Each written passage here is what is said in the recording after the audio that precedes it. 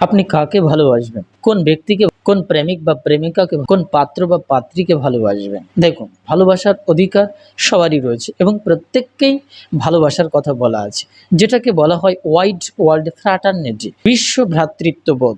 এখানে মুশকিলটা হচ্ছে যে আমরা বন্ধুত্বপূর্ণ ঐশ্বর্য প্রদান করতে পারি না, যেখানে পিওরিটি, বিশুদ্ধ সত্য গুণের যে প্রেমাত্মিক অনুভব, সেটা আমরা প্রত্যেকের ক্ষেত্রে অনুভব করতে পারি না। এটাই হচ্ছে সবথেকে বড় অনুভূতির অভাব।